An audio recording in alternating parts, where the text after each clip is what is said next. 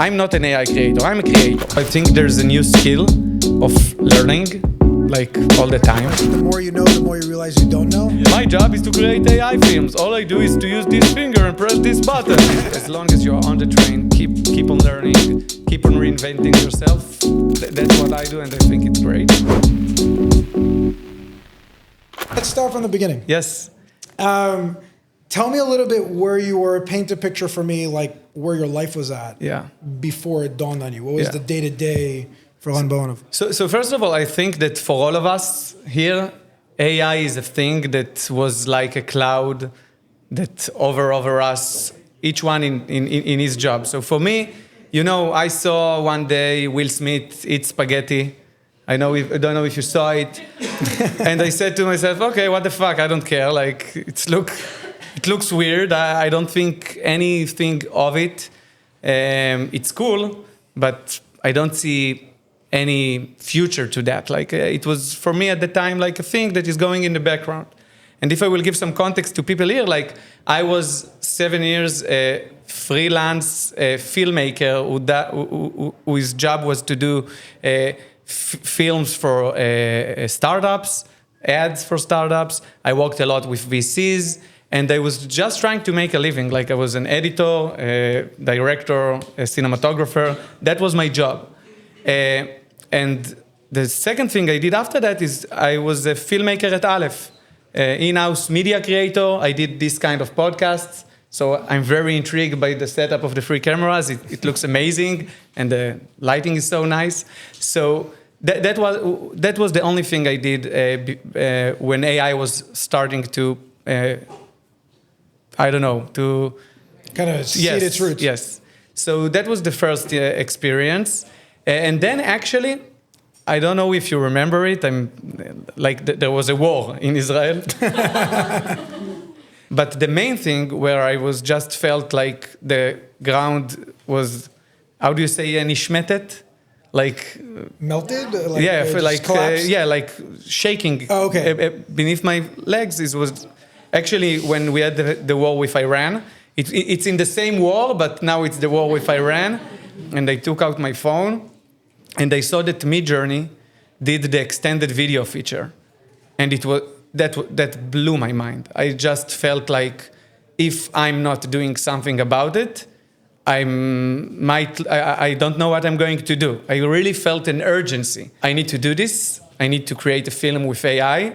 I'm locking myself up in this room. We have an office in our home, and just be with the kids and don't speak with me. I really felt an urgency. I went into my home office and I just created my first short film. All of it was with Weavy, which I'm now working at Weavy. We will speak about it later. Early on it was with Weavy? We can if we are going the Weavy route, this is the only thing I can speak about Weavy. You wore the jersey. You wore the T-shirt.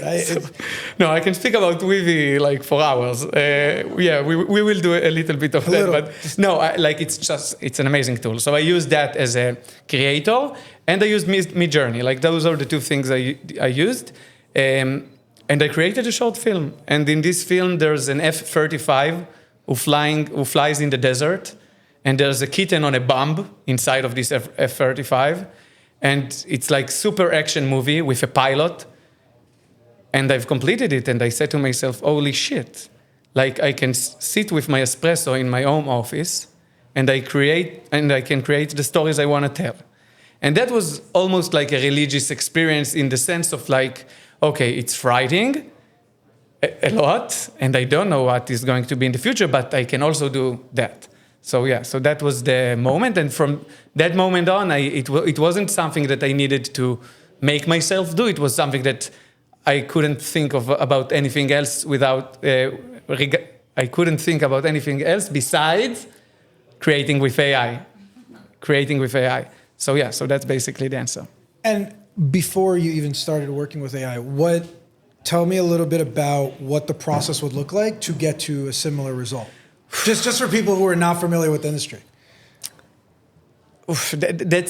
That's a practical question that I don't think that, I think that there's a good metaphor that I really like about, I think it's from the book Atomic Habits. Okay. You love that one. No, I really love that one. It changed my life in many ways on how I approach craft or how do I approach my work. But the metaphor is like that you have an ice cube, okay? And the ice cube is frozen because in the room it's like -4 degrees, right? And now if you will heat the room a little bit to -3, nothing will happen. And you will do it to -2, to -1, to 0, nothing will happen. You won't see any movement, it will still be frozen. But once you are getting to 4 degrees, it starts to melt. So this is how I feel that is my relationship with what's happening to me in the last year. It's not like I adopted a tool fast or like all of the journey of also the qualities I got as a commander in the army. It's all coming to the fact that as an AI creator, it's not enough to know only the tools. I have the storytelling capabilities from my cinematography studies, right. And I have the problem-solving mindset from being a freelance and from being in the army. Right. And now the ice started to melt in that specific moment of AI creation. Where it just like all came together. Yes, all came together. Like, but before you even, let's say like, the project that you take on is you tell stories, right? And then the day that's what you do, visually. And the way we used to do that was an entire process, right? Yeah. What does that look like? What is, now you've explained vividly that I sit with my espresso in our spare room, which is probably a mamad and also an office. No, the mamad is the girls' room. Oh, yeah. Oh. You don't need to wake them up. That's true. That's fair. It's strategic bet. So now it's just like you can run the whole thing by yourself, right? But before that, what did getting to that result look like? So to be honest, when I was a freelance filmmaker, I don't think I got to the place that I wanted in so many ways. I was in a place that I needed to do every job that comes to me. I need to say yes, okay? Because I need to keep the machine working. And the process was getting a client, writing a script, approving the script, creating a storyboard, approving the storyboard, casting actors, doing production stuff of like who is going to eat what and when, getting equipment, renting a car, seeing who can get from on which time we need to pick up extras from which place, and then get to the set, see the shooting, orchestrate all of that stuff, doing decision on the fly, which shots we are taking off, which shots we are. So all of that was the process. And then you do the editing and you need to live with the only thing that you filmed. Like if I will take it to the AI space, like I will transition, like the things that I really, really love about creating with AI is that you don't need a storyboard. Like you can generate the model that you want to sit in the place that you want it to sit, and you can send it to the client and say, hey, what do you think about this frame? Right. What? Right. Amazing. And you can start a project, and then you can look at the scene and you can say, this is bad. Let's do another scene. Let's try and create something else. Like we don't need to go back to the shooting. So I know when I'm saying all of that, there are many jobs and many things, and it's not all good. Like it is, like it's consuming. It's like something. But if I look at it from a romantic place a bit, like I had a commercial that I did, and when I'm doing the commercial, I'm like saying, "Oh my God, I need to do a montage scene." And I can do a montage scene about and I can just do it. So video creation became a little bit like painting. It's not like a structure of like budget. Feel like you can do what you want. You can explore. You can create on the fly, and this is exciting. I mean, I don't know how you held out on that workflow. For me, I did videography for 7 months. Nice. It was the hardest 7 months of my life. Hardest. Yes. 100%. Yes. I'll tell you a little bit about that. That's why I wanted to kind of open that up a little bit. Every year, like for the past 10 years, I always try to learn something new that's hard, right? And back in, I would say 2016, I took on videography. I've done audio production, I've done like a bunch of different stuff, including construction and all the random stuff that you guys see here, right? But the videography, I hate it the most. And I'll tell you why. Nice. I'll tell you why. First, it gets really, really exciting. You go to B&H, right? Yeah. And you just spend money on gear. Yeah, gear is fun. I see right? I see it. Yeah, that part's fun. You do that part, right? Yeah. And I happened to be working at Compass at the time, which is a real estate tech company. And I sent in the Slack to all of like the super stupid high-end like real estate agents. I said, anybody who has a apartment in New York City that's worth over $25 million and wants a free story reel, let me know, I'll do it on the weekend. And I was a designer at the company designing software. And I was like, this will be fun. I'll get to see the best apartments in New York. And I did. I was in apartments that were over $80 million, like up in the sky to the point where I think only God can live there. It's like people are so small. It's not even a view. It's weird. It's like kind of like 432 Central Park West, which is like this little square building that's pencil tall. And they had one of the penthouses, which was the living room was big enough to have a basketball court in. And I went in, it was staged with $5 million worth of art. I went in and I brought my little gimbal and my little camera and I'm like, I'm going to do this. And this guy's expecting me to give him like an Instagram reel when I'm done with it. I'm like, yay, pressure is privilege. You know, like it's like all these mantras I'm running in my head. And I went and I prepared and I asked him for photos in advance. I created a shot list. I researched all this different stuff. I conquered. I got home. I opened up Premiere Pro and I was like, all right, let's figure out this editing thing. Yeah. My computer wasn't strong enough. I needed to run proxies, which means like lighter versions of the file so you can edit in 4K, like all this stupid shit. And then you try to do some like color correction and these files are so heavy, everything slows down. It feels like surfing the internet with dial-up back in like early 2000s, right? And then you get to like this moment where you're like, shit, I forgot to get one of the shots, nice. Right? That was it for me. Like it was just like, what do you do? Like, I'm not going back all the way to Manhattan, staging this entire thing, getting them to unlock the door, doing this whole like charade again, just to be able to get this one shot. Yeah. It's super unforgiving. It's kind of like manufacturing almost, right? You have one path forward and every mistake you make is insanely expensive. Yeah. And for me, I guess like coming from the product design world, I was spoiled. I'm used to a thing where it's like, ship it. You know, like you ship it, it's broken, you fix it, right? Yeah. You call it an MVP just to be lazy. Hey, it's an MVP, we'll test it, we'll fix it later, right? And you have so much forgiveness. It's like, oh, GitHub, you can like kind of like revert things, we can change it. If it implodes, like it's fine. Like none of that exists in your world. None, right? Like almost. I'm not sure. I'm not sure. Oh, now. Okay. Now it does, okay. But I'm saying like back in the day, you forgot to set something up. It's very unforgiving. But limitations like with AI, or like I had a thing that I was filming and I was we conducted a doco competition inside of my former job, and I'm like filming doco style the winner of, we did a Marak off competition at Aleph. We call it Marak off. It was such a great idea. Marak off. Yes, Marak off because we want to, and I'm filming it he's giving the most heartfelt speech about his winning. And then I'm going back to my computer and I didn't press record. He was just, I have the only the shot where I'm pressing record and then he's like, oh, סיימנו? That's it. That's it. Yeah, we finished. It's off. And then I'm just saying, like in any craft or like you work with the limitations. Right. So I needed to work around that. So I'm saying like, I'm trying to get to... Make it philosophical. Go ahead. No, it's not philosophical. It's like it becomes therapeutic. Not therapeutic, but I'm saying you did it for 7 months in a very specific manner. Right. But there is an amazing charm and magic in creating a film with a team, on set, with all the shitty things that now look...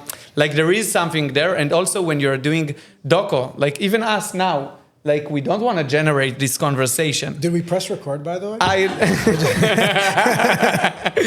Yes, you did. The red light. Yes, the red light. So I'm saying, I don't think that there are things that AI creation, it's great, but there are things that I don't think it will take away, like doco-style things.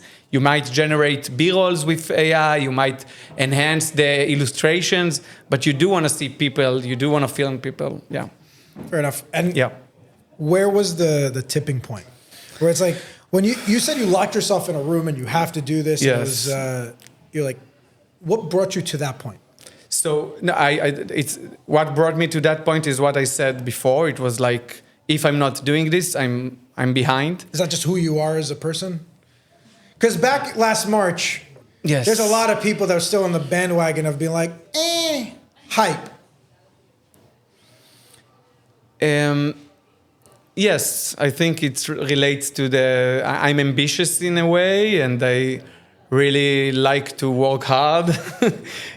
So those two things, when I saw it, it was very easy for me to say, like, it's not easy to say to your wife in the weekend, bye. You need to put other priorities first. And yeah, I felt the urgency. I really felt urgency. Was the gravitational pull towards it more from like a place of fear or a place of like opportunity where it's like, if this actually works? Fear. Fear, yeah. Holy shit. Yeah, at that moment, it was fear. But was the fear like more about like you were going to lose your job? Yes. The world is going to change. No, you're going to be left behind. Where I was felt it? that, like, okay, I will tell a different perspective. If you go to my LinkedIn and you scroll, for my position as a person who generates with AI every day, who knows the craft, I feel like I don't know anything. Today, I feel like, oh my God, there is so much things that I need to learn. But then when I'm speaking with people, with design teams, I can see that there are still people who are not generating with AI or just using ChatGPT. So it's a spectrum. Right. Okay. And in that spectrum, I think that as long as you are on the train and you are... On the spectrum. As long as you're on that spectrum. Yes, maybe. I don't know. You said as long as you... I don't know. You can be. You can be whatever you want. And if you are on the train... So you're in the right place. Like if you're in the station and you look at this thing and you're saying, I don't want to take part of it, that's frightening for me. And as long as you're on the train, keep on learning, keep on reinventing yourself. That's what I do, and I think it's great. It's a lot of pressure, and it's a lot of like, when are we going to arrive? That I really agree with. It's like kind of that paradox of like the more you know, the more you realize you don't know. Yeah. And it's really, really painful. I think like just constantly coming in, you feel like, all right, we're finally there. Now I can rely on these tools. I know that everything's like 10 times better. And then 5 seconds later, bam, you're officially behind again, or you figure something out that you need to dive into again. It's just the same roller coaster over and over, and it's happening like regularly. And you just said it like perfectly. It's like, did we arrive yet? No, we didn't. Right. So I think that's the new like thing, like to be when I'm speaking with other creators, or when I have a stage to give advice. So I think there's a new skill of learning. Like all the time. It's a new skill and it's not going away. And the other skill is like to be a problem solver, which is related to that. It's like you're seeing all these new tools, and I'm seeing them also every day. And I'm saying to myself, okay, they are there. I know that there's this new tool who is doing a multi-angle whatever, or I know that there's this new tool where you can just prompt it and get like a video or whatever. I know it's there. Now when I have the right story to tell, I will learn it. Yeah. But I don't need to learn it now. Yeah. So to be a learner and to be a problem solver, it's things that are not going away, and it's part of this train, I think. For me, and tell me if like you relate with this, but I find that I got to a certain tipping point where it was helpful enough that I'm just so inspired by doing the work that I'm kind of at a point where it's like, I know something new is going to happen every day. And it's kind of like, I'm so excited to take it on, but I'm also thrilled with what I can do. Where I would say 6 months ago, it was purely fear. Yeah. I didn't have anything. I had no weapons of choice. I had like no like extra superpowers. I felt completely behind, like not on the train at all. Yeah. And now I think I'm getting to a point where it's just becoming more fun to be like, oh, there's something new. Yeah. But it's less like causing the same anxiety it caused me in the beginning. Yeah, I think it relates to I think it relates to the fact that you got used to the loop. I don't know. How do you feel, guys? Like, do you relate to that in a way? Yes, you can't hear it, but they all said yes, of course. Yeah, because the mics, you can. How many, just out of like curiosity, like how many people feel like on that curve are all the way in the beginning, I have stupid amount of imposter syndrome, I don't know what this thing's gonna do to my life, to like, I'm using it with ChatGPT, I'm using it with what I think is like power features, I'm God mode. Like let's start with like the beginning, like who feels like they're behind the curve right now? Two. Okay. Dima, you're not behind the fucking curve. You're like, okay. And how many people feel like their main use is mainly through chat UIs and I'm just using it like through ChatGPT, Claude, stuff like that, but in the browser? Anybody there? Cool. Yeah, it's figured. And next one is like, I feel like I use power tools. I'm running automations. I'm doing shit I never knew how to do before. It's coming out okay. And somehow this is awesome. Yes. Okay. Wow. Okay. Awesome. Diversity. Wow. All right. Yeah. And God mode? I'm not there. Only God. Only Ron can stop us now. Yes. Yes. Cool. And so for you, like, how much did it play into the whole mix? Just instead of like getting caught up in the fear, just actually doing a project? Because that was the approach you took. It's like you said, hey, like this is happening, but something very specific that you did is not like you went in and did like a stupid amount of research, got really theoretical about it. You just dived in and said, I'm going to make something. And you're not getting out of the root until I do. But yeah, sorry. How much did that cure your fear, your anxiety, give you clarity, give you momentum? So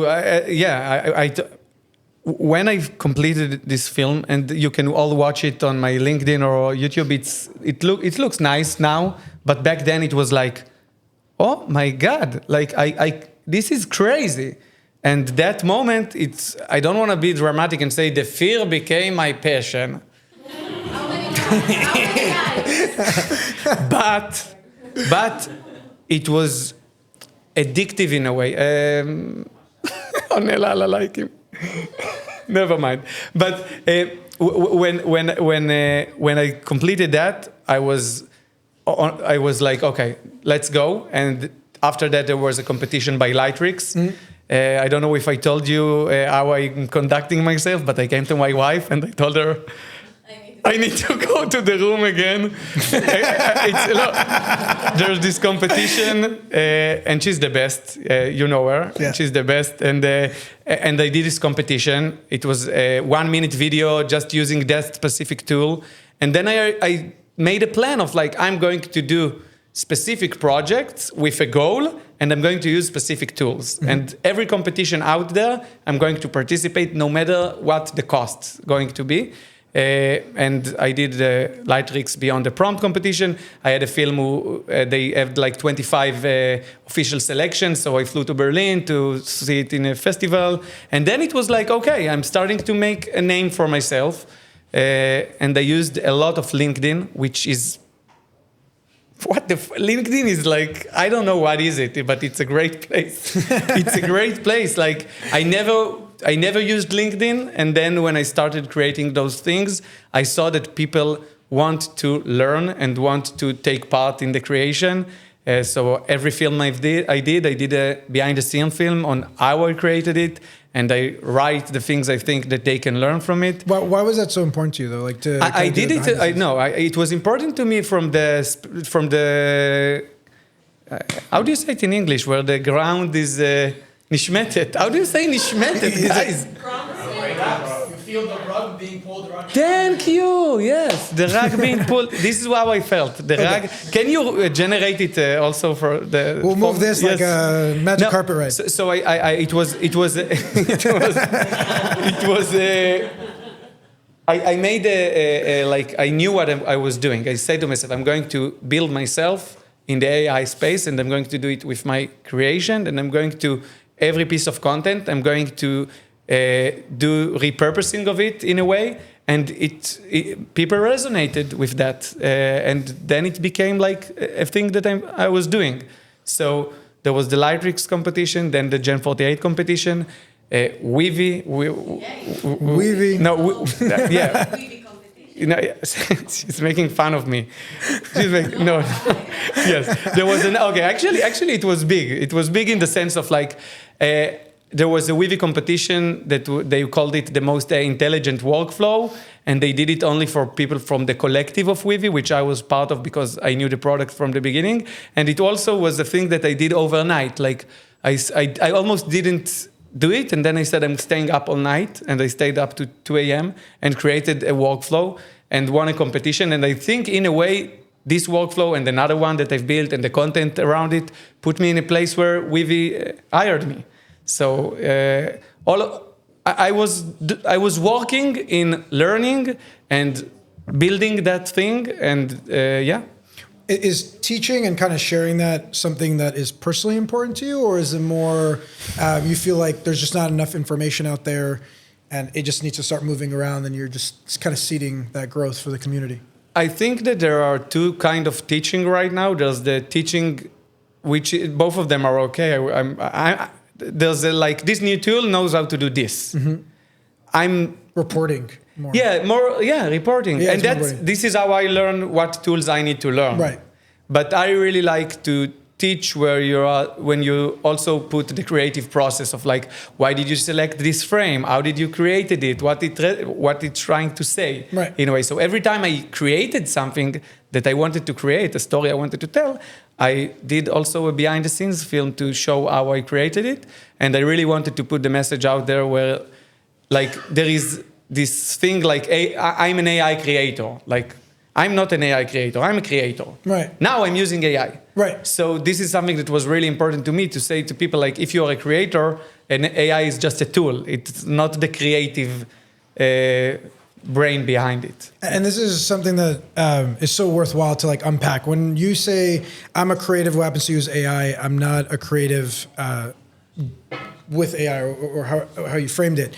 How much of you having your background enables you to actually use the tools better or use it well or good at all versus how much of it is completely you reinventing yourself in the past few months, right? Like, so your background, you have a lot of soft skills, you have a lot of grit, you have a lot of ability to learn new things, you're able to like manage projects, you're able to do a lot of different stuff, and you also understand the material, right? Yeah. So something that we spoke about on our call that you said that was just resonated deeply is you said that creativity didn't get automated. Yeah. Right? The tools got automated, right? Like in the past, a lot of like what got stuck in our way is it takes a lot of time to kind of get the tool to a place where it gives you the output you want. Whereas like now that's kind of like really simple, right? Yeah. And that's on all fronts. That's like with coding, that's with 3D, that's with videography, it's with a lot of stuff. And for me, the way I always thought about it is there's always been like this gap as a creative, right? That kind of you have your taste and you have your ability. And this is like where the frustration lives, is like the bigger the gap in any given situation, the bigger the frustration, right? So if my taste is all the way here, I know what good looks like. For a really good example for this is this specific studio was a pain in my ass, right? Because I know what good architecture looks like. Yeah. I've never done construction in my life, right? And I was like, I want it to look this good. I have no idea how to bring it to life, right? And that was a lot to toil with, right? Now, what I find that with our work, unlike construction, because it's still physical, right, is a lot of the ability is getting augmented, right? But the taste still tends to be there, and a lot of the people that I see are getting really, really good mileage out of AI tools. They tend to have that taste, and that taste tends to be developed by, you can call it analog reps, right? Just like doing it the old school way for a really long time lends itself to understanding the mental models, knowing where to start, knowing how to break things down. So how much of you just being absolutely gangster at using AI has to do with old Ron? A gangster in AI. That's nice. Thank you. Whatever you want. Yes.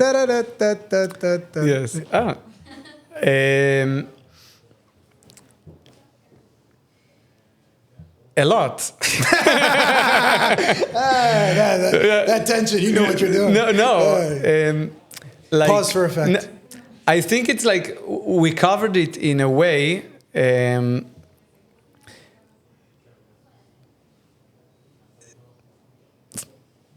I think we covered it in a way. Like I'm trying to think like maybe there's something that I missed that you want me to say.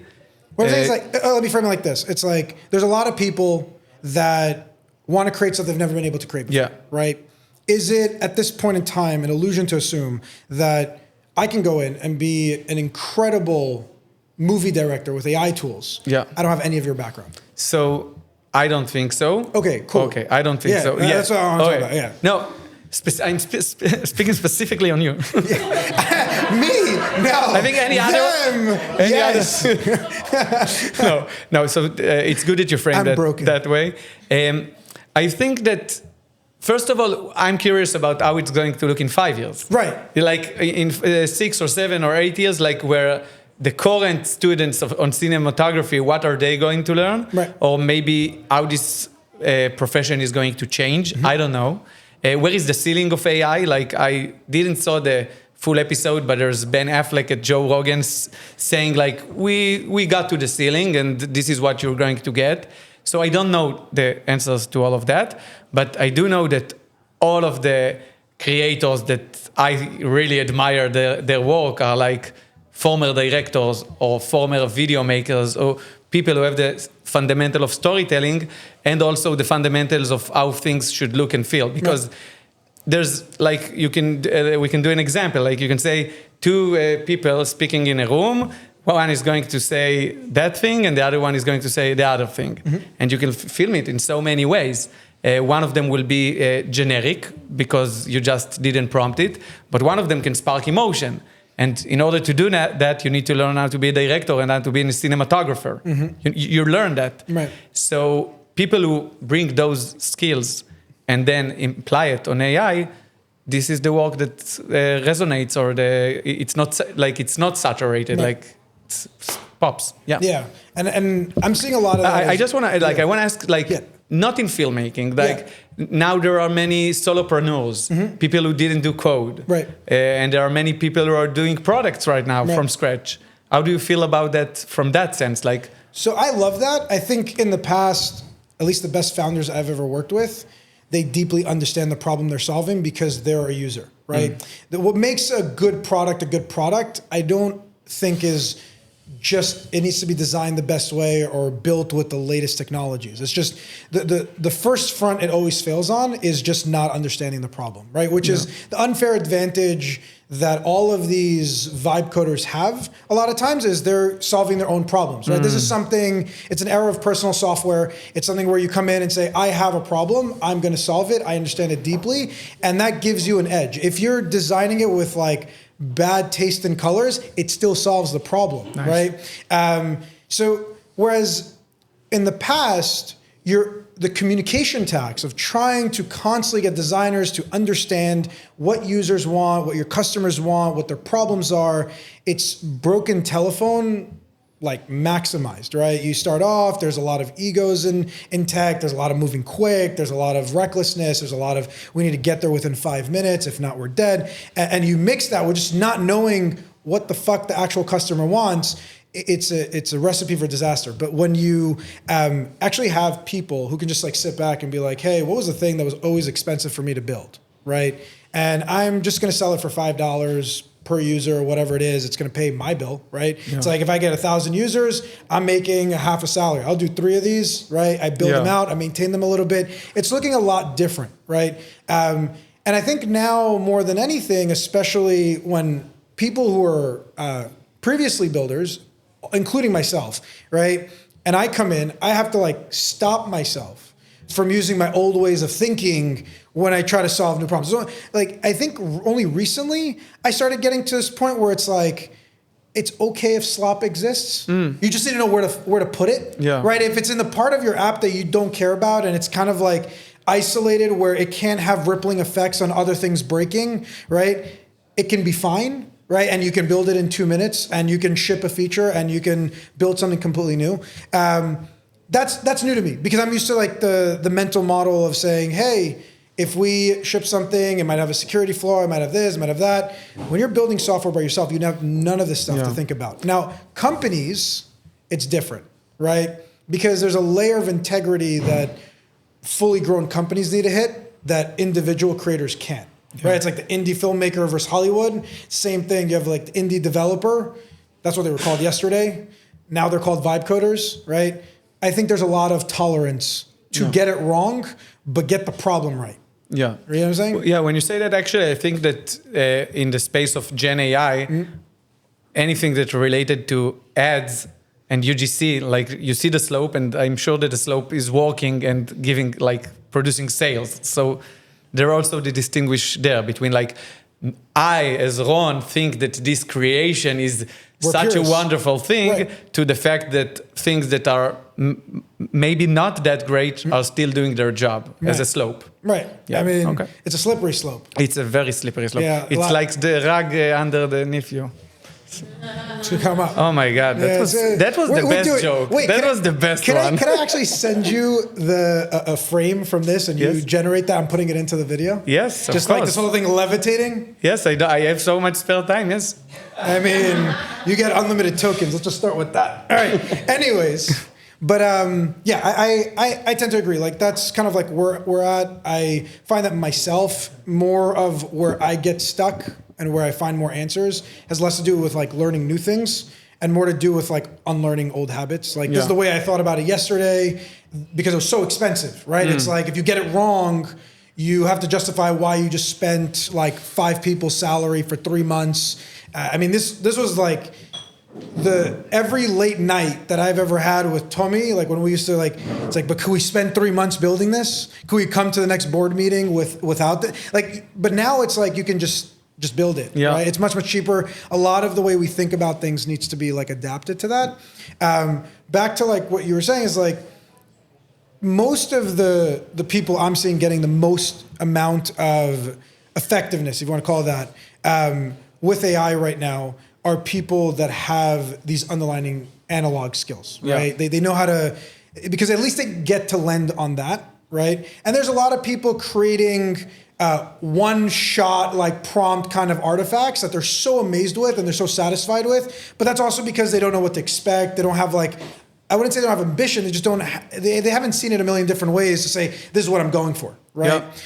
So maybe their standards are lower and it pleases them and they're like, they can show it to their family. They build it for themselves. They don't need something crazy on top of that. They're good.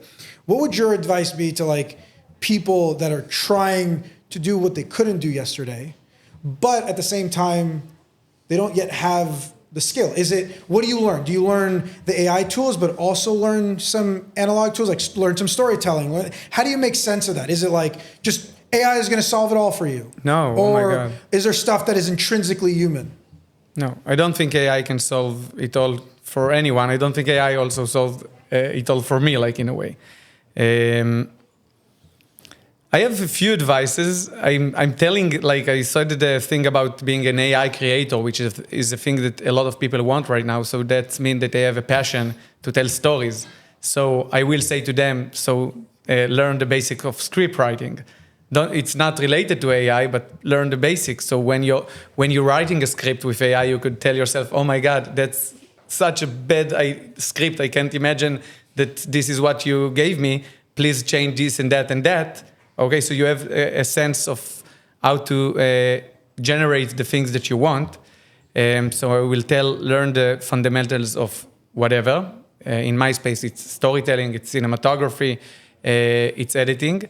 I will say that you need to be, and it's an hard shift, but I got a few phone calls from friends of friends asking for advice. And many people in the sound designers, editors, people who were script writers for ads or whatever, like the thing we said about the rug really happened to them. So it's a real thing, the thing of AI taking jobs, okay? And to them and to other people, you need to be more like a Swiss Army knife than a one thing, you know? So if you want to be an AI creator, you need to own the full spectrum of editing, filming, like cinematography, script writing, sound design, I'm not sure, but you need to get a sense of like that. So you need to own all of the stuff so you could create them yourself. I do know, and I'm not proud of it, that people collaborate on AI creation. I didn't do it yet, but that's the second thing. And the third thing, like you know, there was a great movie, a great ad. I can't get the credit, but they said, like, I don't know if you saw it on LinkedIn, like, Oh, I just pressed a button and I got this AI video. You saw it? The button one? Such a great, like, it's such good taste of everything. It looks like a mockumentary ad of a person who says, my job is to create AI films. All I do is to use this finger and press this button. And it's so good. I forgot what I wanted to say. Watch the ad. Wait, I will remember. About the guy. It's not a magic button. No, it's not a magic.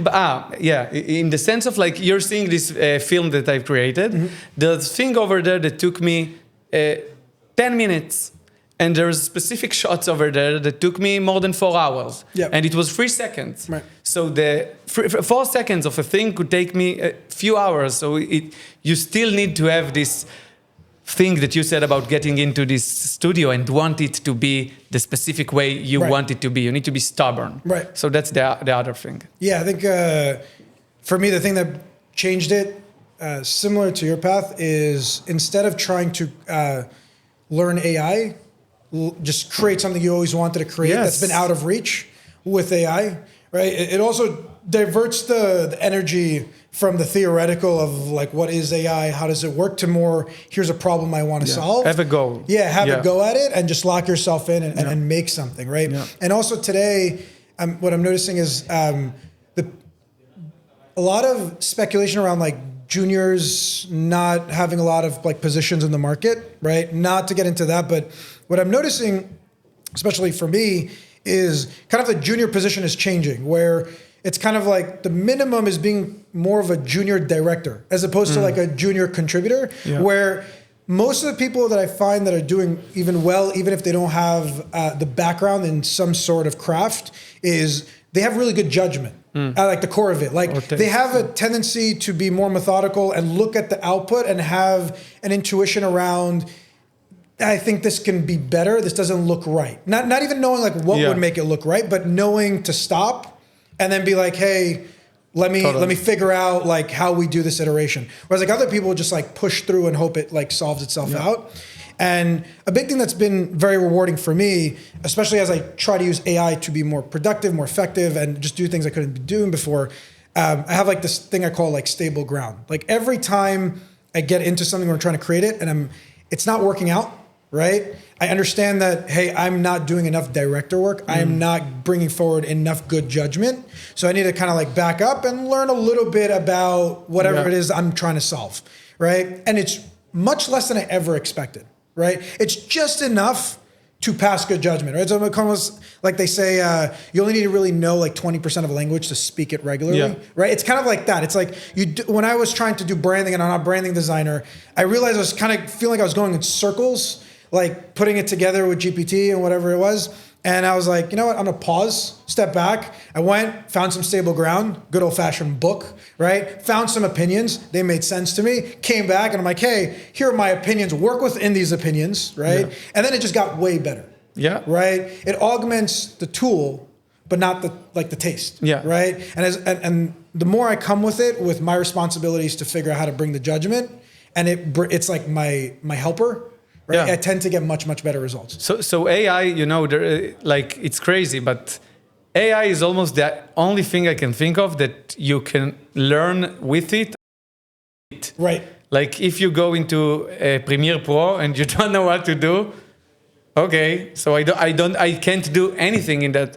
And with AI, you can tell it, okay, I want to prompt a cinematic scene of this person in a green field, and then what will be the best prompt to do so? Right. And then you can take it. And then you can take it to another chat and say, hey, what do you think on this prompt as a cinematography? And then it will give you feedback. And then you can prompt it. And then you can look out to see how it looks. And then you can download the image with the prompt and put it in the chat and say, hey, what do you think about it? Yeah, it's such a basic level. It's no, I'm just saying, like, it's crazy that it's something that if you don't know how to use it to know how to use it. Right. Yeah. Exactly. So it's cool. It's like even just going into Pinterest, like going into a chat and be like, give me this, and not getting what you want, but then going to find a reference on Pinterest and be like, could you explain to me how you understand this? Yes. Changes the outcome. Yeah. Right. Yeah. Anyways, any closing thoughts to the to the family here?